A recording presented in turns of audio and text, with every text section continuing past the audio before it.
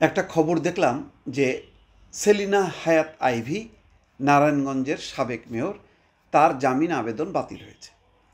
আমি কিন্তু এটার বিরোধিতা করছি এই কারণে যে আমি মনে করি যে সেলিনা হায়াৎ আইভীর জামিন হওয়া উচিত, মুক্তি পাওয়া উচিত, এবং তাকে গ্রেপ্তার করার যে সিদ্ধান্ত সেটি সঠিক না।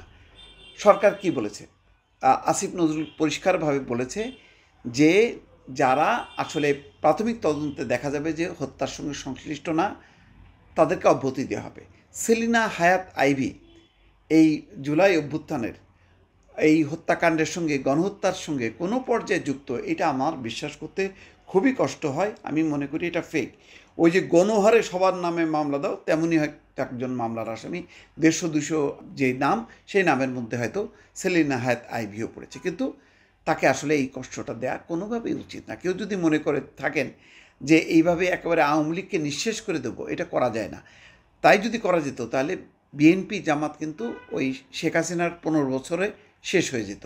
সুতরাং সেই চিন্তাটা বাদ দিতে হবে। এখানে মনে রাখতে হবে যে আওয়ামী লীগের মধ্যে যারা অপরাধী, যারা লুটপাট করেছে, গণহত্যা করেছে, তাদেরকে চিহ্নিত করা দরকার। কিন্তু দলকে আমি একদম নিঃশেষ করে ফেলবো, এই দলের অসংখ্য নেতাকর্মী আছে, সমর্থক আছে, শুভাকাঙ্ক্ষী আছে, তাদের প্রতি অন্যায় করা ঠিক হবে না।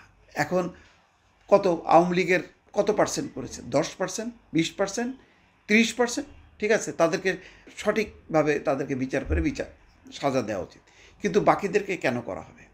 এই যে সেলিনা হায়াৎ আইভী, তাকে তো তার লড়াই করতে হয়েছে সেই নারায়ণগঞ্জের দুর্বৃত্ত শামীম ওসমানদের বিরুদ্ধে, এবং সেই লড়াইয়ে কিন্তু সেলিনা হায়াৎ আইভীর পিছনে বিএনপি জামাতের অসংখ্য নেতাকর্মী এবং সাধারণ মানুষ ছিল।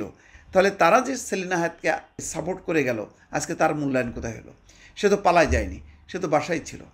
সুতরাং আমার মনে হয় যে সেলিনা হায়াৎ আইভীর ব্যাপারে ভিন্ন চিন্তা করা উচিত। এবং যেমন আব্দুল হামিদের ব্যাপারে দেখেন, তিনি কিন্তু আবার ফিরে এসছেন, এখন সাবেক রাষ্ট্রপতি, সেই জন্য আপনি একভাবে দেখবেন। আর সেলিনা হায়াৎ আইভী যেহেতু মেয়র, তাকে দেখছেন না, তার অবস্থানটা নিচে, এটা আমার মনে ঠিক না। আজও কালক আওয়ামী লীগ কিন্তু রাজনীতিতে আসবে। সুতরাং আওয়ামী লীগের রাজনীতিতে যারা পরিশুদ্ধ, যারা দোষ করেনি, তাদেরকে রাজনীতি করার সুযোগ দেওয়া উচিত। রাজনীতি জোর করে চাপায় রাখা সম্ভব না। আজকে সিদ্ধিরগঞ্জের গুলিতে নিহত সজল হত্যা মামলায় সিটি কর্পোরেশনের সাবেক মেয়র সেলিনা হায়াৎ আইভীর জামিন আবেদন নামঞ্জুর করেছেন আদালত। বুধবার দুপুরে নারায়ণগঞ্জ জেলা এবং দায়রা জজ আদালতের বিচারক আবু শামীম আজাদ দুপক্ষের শুনানি শেষে এই আদেশ দেন। এর আগে মামলায় আইভী পক্ষে আইনজীবীরা আদালতের কাছে জামিন আবেদন করেন, অপরদিকে বাদী এবং রাষ্ট্রপক্ষের আইনজীবীরা জামিনের বিরোধিতা করেন। কিন্তু এটা আমার মনে হয় যে আইনগত সমস্যা না, বিষয় না। সরকার সবই জানেন যে প্রতিটা হত্যার সঙ্গে কারা যুক্ত ছিল আর কারা যুক্ত ছিল না। সুতরাং সেলিনা হায়াৎ আইভীকে জামিন দেয়া, মুক্তি দেয়া এবং তাকে স্বাধীনভাবে রাজনীতি করার সুযোগ দেওয়া উচিত। যদি তাই না দেওয়া হয়, আজ হয়তো প্রশ্ন উঠছে না আন্তর্জাতিক পর্যায়ে, ভবিষ্যতে কিন্তু আন্তর্জাতিক সম্প্রদায়ের প্রশ্নের মুখে পড়তে হবে সরকারকে, বাংলাদেশকে। দর্শক, এটা মাথায় রাখতে হবে। ভালো থাকবেন। আল্লাহ হাফেজ।